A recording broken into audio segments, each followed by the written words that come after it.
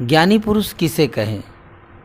ज्ञानी पुरुष जो 4 वेद, 6 शास्त्र, 18 पुराण, निरुक्ति, छंद, व्याकरण, उपनिषद, स्मृतियों का अध्ययन कर लिया हो, क्या हम उसे ज्ञानी कहें?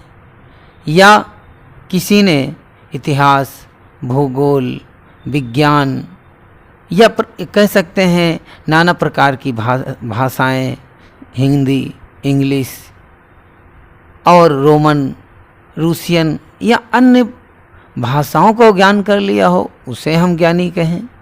बंधुओं, हम उसे ज्ञानी नहीं कह सकते हैं। हाँ, उसे हम ये कह सकते हैं कि वो जानकार है, या किसी भाषा का या किसी विषय का वो जानकार हो सकता है, लेकिन ज्ञानी नहीं कह सकते। सही मायने में कहा जाए तो ज्ञानी उसे कहते हैं जो उस धरातल पे पूर्ण रूप से उतर गया हो, अनुभव कर लिया हो। पूर्ण अनुभवी व्यक्ति को ही हम ज्ञानी कहते हैं। ज्ञानी के 2 लक्षण होते हैं।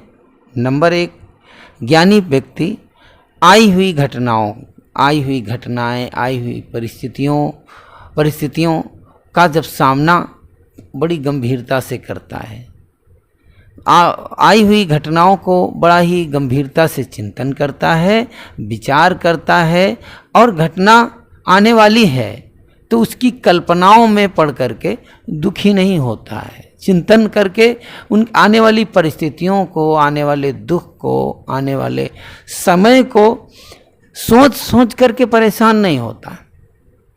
और समय आ गया, परिस्थितियां आ गई, जीवन में कष्ट आ गए, ऐसी समस्याएं आ गई, तो उनको लेकर के वो हाय तौबा नहीं करता है। वो शांत होकर के, जिस तरह से नदी के किनारे बैठकर गिनने वाला, नदी के किनारे अगर कोई लहरें गिनना चाहे तो लहरों को डूब करके गिना नहीं जा सकता, कि पानी में उतर के गिना नहीं जा सकता। लहरों को अगर गिनना हो तो नदी के किनारे बैठ करके लहरों को गिना जा सकता है। ठीक ज्ञानी पुरुष ऐसे ही करते हैं। वो संसार में रहते हुए आई हुई परिस्थितियों को के दृष्टा बन जाते हैं, देखते रहते हैं, और देखते क्योंकि समय एक जैसा नहीं रहता है। समय के परिवर्तन के साथ वो समस्याएं, वो घटनाएं, वो परिस्थितियां, वो स्थितियां ऑटोमेटिक बदल जाती हैं। और अज्ञानी व्यक्ति का लक्षण क्या होता है? अज्ञानी व्यक्ति, अभी समस्या आई नहीं है बंधुओं, समस्या आई नहीं है, और समस्या के बारे में, दुख के बारे में चिंतन करके दुखी होता है। अगर ऐसा हो जाएगा तो हम क्या करेंगे, कैसे करेंगे, क्या होगा, ऐसा चिंतन करता है। चिंतन करके दुखी रहता है। और जब समस्या आ जाती है तो आने के बाद में जब आ जाती है सामने समस्या, तो सर पीटता रहता है, हाय तौबा, अब क्या होगा, ये होगा, ऐसे करें, कैसे ना करें। वो बेचैन रहता है, चिंतित रहता है, परेशान रहता है। और जब समस्या चली जाती है, समय बीत जाता है, तो उसको याद कर करके वो परेशान रहता है कि अब क्या हो, अरे वो समस्या आई थी भैया, हम उस समय इतना दुखी थे, इतना परेशान थे। तो अज्ञानी व्यक्ति तीनों, भूत, भविष्य और वर्तमान, तीनों में दुखी रहता है। और ज्ञानी व्यक्ति भूत, भविष्य, वर्तमान तीनों में सम रहता है, उसे हम ज्ञानी कहते हैं। ये ज्ञान की सबसे बड़ी पराकाष्ठा है।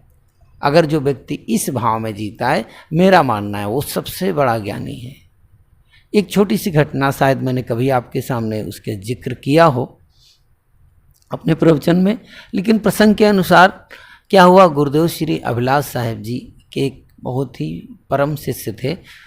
गुरुदेव अपने प्रवचन के प्रसंग में बताया करते थे।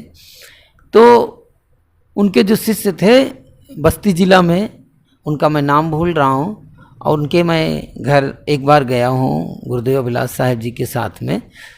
तो उन्होंने और गुरुदेव अभिलाष साहेब जी ने वहीं रह करके अपनी बीजक की टीका लिखा है, वहीं पर रुक करके। तो जो भगत जी थे उन्होंने जिक्र किया साहब जी से कि मैं एक बात से साहब जी परेशान रहता हूँ। तो कहा, साहब जी ने पूछा किस बात से परेशान रहते हो आप? तो उन्होंने कहा कि साहब जी मेरे पास इतनी संपत्ति है, इतना बड़ा मकान बना लिया हूँ और इतना स्कूल चल रहा है, इतना बड़ा स्कूल भी चल रहा है, इतनी बड़ा बाग बगीचा है, खेती है, और मन में डर बना रहता है कि ऐसा ना हो कि मेरा कहीं घर में चोरी ना हो जाए, कोई लूट ना ले, इतना सारा धन है। तो गुरुदेव ने पूछा कि इस बात से आप कितने दिनों से परेशान रहते? तो उन्होंने कहा कि करीब 10-12 साल हो गए। तो उन्होंने कहा अच्छा, तो कहा इतने दिनों में कभी चोरी हुई? तो कहा चोरी तो नहीं हुई। तो कहा कि चोरी नहीं हुई, 10-12 साल हो गए इस बात को सोचते हुए। कहा हाँ गुरुजी। तो कहा हो सकता है कि 10-12 साल बीत गए और आने वाले 10-12 साल 15 साल बीत जाए, हो सकता है आपका पूरा जीवन ही बीत जाए और चोरी ना हो। आप व्यर्थ में ही चिंता करते करते आपका जीवन चला जाए व्यर्थ में, तो आपका चिंतन बेकार, ये चिंता आपकी बेकार चली जाएगी। हो सकता चोरी ही ना हो, तो आपकी चिंता ये व्यर्थ है। उनकी समझ में आ गया।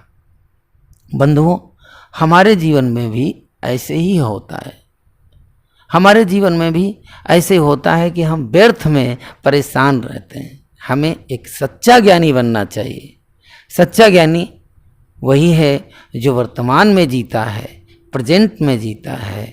वर्तमान जीवन के पल, हम वर्तमान जीवन में खुशी के साथ बढ़िया सारी अच्छी अच्छी चीज़ें मिली हैं, खाने के लिए, रहने के लिए सुंदर मकान मिला है, प्रकृति की खुली हवा मिली हुई है, उसमें हम नहीं जी पा रहे हैं तो हमारा जीवन किस काम का?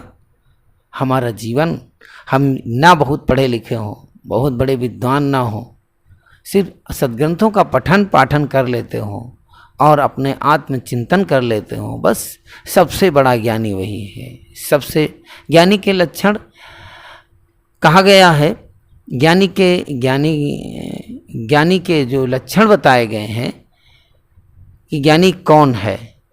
अप्पय दीक्षित जी ने कहा कि नीतिज्ञ अपि भवन्ति शास्त्रज्ञ ब्रह्मज्ञ सो ज्ञान ज्ञानिनो बिरला। कहा है नीतिज्ञ, बहुत बड़ा नीति का जानने वाला हो। नीतिज्ञ, दूसरों को नीति के बारे में बताने वाला हो। नीतिज्ञ अपि भवन्ति शास्त्रज्ञ, और शास्त्रों का भी जानने वाला हो, शास्त्र को अध्ययन करने वाला हो, तो उसे कहते हैं कि शास्त्रों का भी जान लिया हो, और उसे कहते हैं अपि भवन्ति शास्त्रज्ञ स्वज्ञान ज्ञानिनो बिरला।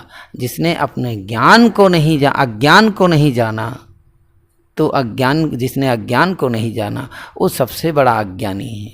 अपने अज्ञान को जान लेना, अपने अंदर की विकारों कमियों को जान लेना, वही कहते हैं स्वज्ञान ज्ञानिनो बिरला। वही सबसे बड़ा ज्ञानी है, सबसे बड़ा विद्वान है, सबसे बड़ा सिद्ध है, सबसे बड़ा इस संसार का उच्चतम पुरुष है। तो आपने हमारे वीडियो को देखा, आपको बहुत बहुत धन्यवाद, बहुत बहुत साधुवाद, बहुत बहुत मंगल कामनाएं। आप हमारे वीडियो को देख रहे हैं तो हमारे इस चैनल को सब्सक्राइब करें, बेल आइकन को प्रेस करें और अपने दोस्तों मित्रों को शेयर करें, जिससे उनको भी लाभ मिल सके। बहुत बहुत साधुवाद, धन्यवाद।